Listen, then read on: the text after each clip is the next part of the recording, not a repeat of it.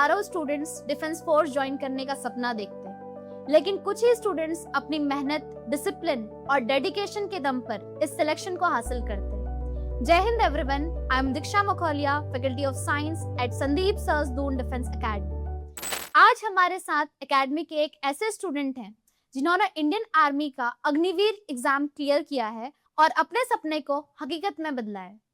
आज हम जानेंगे उनकी प्रिपरेशन स्ट्रेटेजी, चैलेंजेस उन्होंने क्या क्या फेस किए, उनको क्या क्या फेलियर्स आए इस जर्नी में और लास्ट में उन्हें ये सक्सेस कैसे मिली। आज हम जानेंगे उनकी प्रिपरेशन स्ट्रेटेजी, चैलेंजेस, उनके फेलियर्स, सक्सेस और वो सीक्रेट्स जो हर एक डिफेंस एस्पिरेंट को पता होना चाहिए।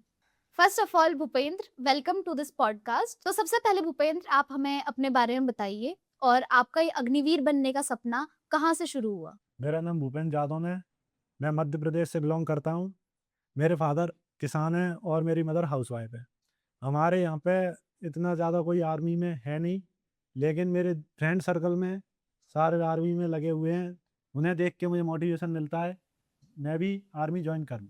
कुछ डिसीजंस करियर बदलते हैं और कुछ डिसीजंस पूरी जिंदगी बदलते हैं। तो भूपेंद्र, जब आपने अपनी फैमिली को बताया कि आप डिफेंस ज्वाइन करना चाहते हैं, तो उस टाइम पे आपकी फैमिली का क्या रिएक्शन? जब मैंने अपने घर पे बताया कि मैं डिफेंस ज्वाइन करना चाहता हूँ, तो मेरे घर वालों ने कहा ठीक है ज्वाइन कर सकते हो, लेकिन कभी मेरे यहाँ पे घर पे कोई आर्मी में है नहीं, तो उन्हें थोड़ा वो रहता था कि डिफेंस ही क्यों, कुछ और भी ज्वाइन कर सकता है। लेकिन मैंने समझाया उनको, तो उन्होंने बोला ठीक है कर सकता है। ओके। तो भूपेंद्र, जब आपने अपनी प्रिपरेशन स्टार्ट करी तो उस टाइम पे बहुत सारे अप्स एंड डाउन्स आपकी लाइफ में आए होंगे, हमेशा आपको सक्सेस शायद नहीं मिली होगी। तो आप अपनी प्रिपरेशन जर्नी को कैसे देखते हैं? मतलब आपने कैसे स्टार्ट किया और कैसे कैसे चीजें होती गई आपके साथ? मैंने एनडीए की प्रिपरेशन की, लेकिन पहले से ही मेरे पास अटेम्प्ट कम थे, तो मेरा उसमें नहीं हो पाया। फिर मैंने अग्निवीर के बारे में सुना, मेरे दोस्त भी हैं और सर से भी बताया कि कोई नहीं, एनडीए में नहीं हो पाया तो तुम अग्निवीर ज्वाइन कर सकते हो। मेरा वर्दी पहनने का सपना था पहले से ही, तो मैंने अग्निवीर ज्वाइन किया। सक्सेसफुल स्टोरीज हमें केवल वो बताती हैं जो हमें करना है, बट जब हमें फेलियर्स मिलते हैं तो फेलियर से हम वो चीजें सीखते हैं जो हमें नहीं करनी है, या फिर किस तरीके से हमें फिर से खड़े उठना है और फिर किस तरीके से आगे की चीजें करनी है। मोटिवेशन आता है और जाता है, लेकिन जो चीज हर रोज काम आती है वो है डिसिप्लिन।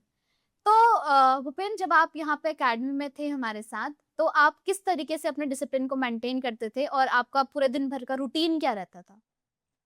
मेरा यहाँ पे, जब मैं यहाँ पे था तो मेरा रूटीन यही था, मैं सुबह अर्ली मॉर्निंग जल्दी उठता था और अपना जो रात को मैंने पढ़ा है उसे रिवाइज करता था। और यहाँ पे जो एकेडमी में आता था, फिर उसके बाद में पढ़ने के लिए जो स्पोकन की क्लास वगैरह सारी चीज़ें चलती थी। फिर यहाँ से जाने के बाद मैं अपना खाना वगैरह खाता था, जो भी मेरा पर्सनल वर्क होता था वो करता था। फिर उसके बाद मैं पढ़ता था, क्योंकि मुझे लगता था कि थोड़ा टाइम देना और ज़रूरी है। तो भूपेंद्र, जब आप प्रिपरेशन कर रहे थे तो आपकी ऐसी क्या स्ट्रेटजी थी जिससे आपके हर सब्जेक्ट में कॉन्सेप्ट्स और ज्यादा स्ट्रांग हुए और आपका सिलेक्शन हो गया फाइनली? सबसे पहले तो मैं यहाँ पे पढ़ने के बाद अपने नोट्स बनाता था हम्म। और मॉक लगाता था, और यहाँ पे सर थे जो डाउट सेशन चलते थे उनको रेगुलर लेता था। और जो बुक्स वगैरह थी उन्होंने मुझे काफ़ी हेल्प की है अग्निवीर बनने में। तो भूपेंद्र, जब आपने प्रिपरेशन करी उसके बाद एग्जाम आपने दिया और आप सिलेक्ट हो गए, तो जब आप रिजल्ट देख रहे थे अपना, तो उस टाइम पे आपको क्या फीलिंग्स थी? मतलब आप क्या सोच रहे थे, कैसे होगा, या हुआ होगा, नहीं हुआ होगा? ऐसा होता है ना कि हम थोड़ा सा क्यूरियस हो जाते हैं, तो आपकी क्या फीलिंग्स थी उस टाइम पे? पहले जब रिजल्ट आया था तो मेरे को पता नहीं था क्या रिजल्ट आ गया है। मेरे दोस्त का कॉल आया मेरे पास कि भाई तेरा रिजल्ट आया है, देख तो ले। मैंने कहा देखता हूँ भाई। मैं बहुत नर्वस था, क्योंकि उससे पहले घर वाले भी बोल रहे थे कि तेरा होगा नहीं होगा, देख लेना एक बार। मैंने कहा ठीक है। मैंने देखा तो मेरा रियलिटी में नहीं हुआ था वहाँ पे, क्योंकि क्या है ना, इस बार ही दो लिस्ट आई थी। फर्स्ट लिस्ट में मेरा नहीं हुआ, मुझे बहुत दुख हुआ। फिर जब 4-5 दिन बाद सेकंड लिस्ट आई, तब ARO से कॉल आया था मुझे। मुझे सच में बिल्कुल नहीं पता था कि मेरा हो गया है। ARO से कॉल आया कि भूपेंद्र से बात हो रही है। मैंने कहा हाँ सर। तो आपका कॉन्ग्रेचुलेसन, आपको आर्मी में सिलेक्शन हो गया है। मैंने कहा सच में? हाँ। उन्होंने बोला हाँ हो गया है। फिर उसके बाद मैंने देखा, उन्होंने बोला रिजल्ट चेक करो। मैंने देखा, मेरा सच में हो गया था। नाइट में मैंने अपने घर फ़ोन लगाया, फिर बताया घर वालों को। बहुत खुशी हुई, क्योंकि एक बार उन्हें ऐसा लगा कि नहीं होगा, पर होने के बाद उन्हें बहुत खुशी हुई, और मुझे तो खुशी थी ही पहले से। तो भूपेंद्र, जैसे आपने बताया अभी कि आपने फर्स्ट टाइम जब आपको आप कॉल आया और उसमें उन्होंने बोला कि आपका सिलेक्शन हो गया, आपको यकीन नहीं हुआ। तो ऐसे ही बहुत सारे स्टूडेंट्स होंगे जिनका सिलेक्शन शायद इस बार नहीं हुआ होगा। तो ऐसे स्टूडेंट्स को आप क्या एक चीज़ कहना चाहेंगे या फिर आप उनको कुछ मैसेज देना चाहेंगे? हाँ, मैं मैसेज देना चाहूँगा, क्योंकि हर बार हर किसी का सिलेक्शन नहीं होता। कभी-कभी अपनी भी गलतियाँ रह जाती हैं, जिसकी वजह से अपना सिलेक्शन नहीं होता। लेकिन अपन कोशिश करते रहेंगे तो आगे जाके सिलेक्शन ज़रूर होगा। रिजेक्शन कभी फाइनल नहीं होता जब तक आप खुद गिव अप नहीं कर देते हैं। सो अगर आपको फेलियर्स मिल रहे हैं तो वो एक आपको मौका है कि आप अपने आप को थोड़ा सा और अपग्रेड करिए, और जितना ज़्यादा आप अपग्रेड करेंगे अपने आप को, उतना ही ज़्यादा आपको आपके फ्यूचर में बहुत अच्छी अच्छी चीज़ें मिलने वाली हैं। तो कभी भी रिजेक्शन से डरना नहीं है। ओके भूपेंद्र, अगर आपको अपनी इस पूरी सक्सेस जर्नी को एक सेंटेंस में डिस्क्राइब करना होगा तो आप वो सेंटेंस क्या कहें? डिसिप्लिन, रेगुलरिटी और खुद पर भरोसा, ये आपको सक्सेस की तरफ ले जाते हैं।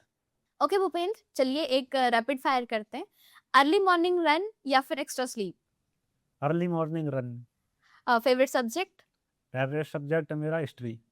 One sentence for Doon defence academy? Best and original. One word for Sandeep sir? लक्ष्य को हर हाल में पाना है। डिसिप्लिन और टैलेंट? मैम, टैलेंट और डिसिप्लिन दोनों हो सकते हैं। वन सेंटेंस जो आप अपने पेरेंट्स को डेडिकेट करना चाहेंगे? बेसिकली मेरे फादर क्या है ना, फार्मर है। उन्होंने कभी बाहर देखा नहीं कि क्या है, अगर आगे पढ़ रहा है तो मेरे से कभी नहीं पूछा कि क्या पढ़ रहा हूँ मैं। आज तक इतना बड़ा हो गया मैं, मेरे को कभी नहीं पूछा कि कौन सा क्या पढ़ता है तू, क्या करता है, कभी नहीं बोला। उन्होंने जब भी मैंने कहा घर वालों से पापा पैसे चाहिए, उन्होंने दिए मेरे को, और मैं पढ़ता रहा। और उनके बहुत सेक्रीफाइस हैं, क्योंकि वो जब भी पैसे मांगता था, हो या नहीं हो, पर वो पैसे भेजते थे मेरे को, और उसके ज़रिए मैं आज यहाँ पर अग्निवीर बना। दोस्तों, आज की बातचीत से एक बात बिल्कुल क्लियर है, सिलेक्शन किसी शॉर्टकट का रिजल्ट नहीं होता। ये कंसिस्टेंसी, डिसिप्लिन और सेल्फ बिलीव का एक रिजल्ट होता है। अगर आप भी डिफेंस फोर्सेस ज्वाइन करने का सपना देखते हैं तो आज से ही अपने गोल के लिए काम करना शुरू कर दीजिए। सपने वो नहीं जो नींद में आते हैं, सपने वो हैं जो नींद उड़ा देते हैं। So with this, I Diksha Makholia sign off today's podcast at Sandeep Sir's Doon Defense Academy. मिलते हैं अगले पॉडकास्ट में। जय हिंद।